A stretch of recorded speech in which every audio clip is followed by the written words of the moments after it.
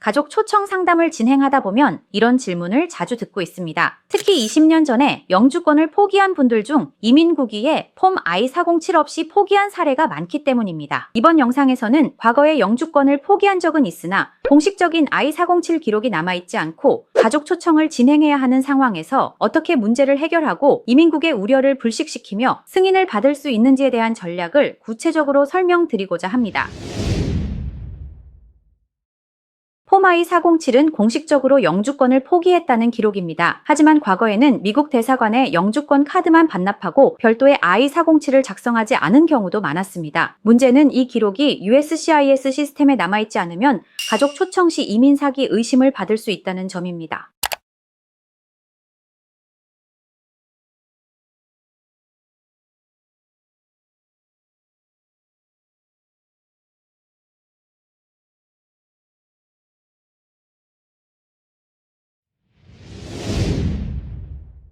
신청자가 정확한 날짜나 당시 담당 직원의 이름까지는 기억하지 못하지만 어떤 이유로 영주권을 포기하게 되었는지, 그 일이 어느 시기에 발생했는지, 그리고 어떤 방식으로 어디에서 어떻게 포기 절차를 진행하였는지 신청자의 기억을 바탕으로 시간 순서대로 정리하며 진술합니다. 이때 솔직한 기억을 기반으로 최대한 사실에 근거하여 진정성 있는 설명을 제출하는 것이 핵심입니다.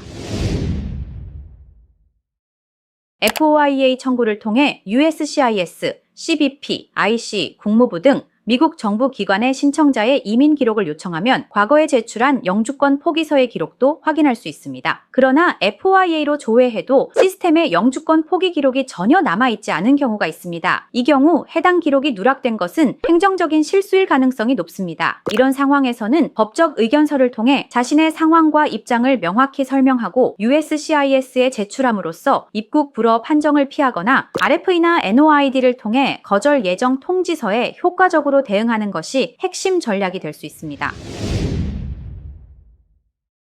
영주권을 포기한 뒤 미국에 다시 방문한 기록이 있다면 입출국 기록을 통해 방문 목적의 단기 체류였고 미국에서 영주할 의도가 없었음을 보여주는 것이 중요합니다. 예를 들어 I-407 제출 이후 한두 차례 짧은 관광 목적으로 미국을 방문하고 장기 체류 기록이 없다면 오히려 신뢰를 줄 수 있습니다. 해외, 특히 한국에서의 거주 및 근무 기록은 영주권을 포기했었다는 것을 입증하는 중요한 정황 증거가 됩니다. 미국 내 재산을 정리하고 주소를 해지한 기록은 영주권을 실제로 포기했다는 강력한 근거가 됩니다. 예를 들어 미국 운전면허증 반납, 렌트 계약 종료, 전기 가스 등 유틸리티 해지, 은행 계좌 및 보험 해지와 같은 서류는 실질적인 생활 기반을 정리했다는 점을 입증할 수 있습니다.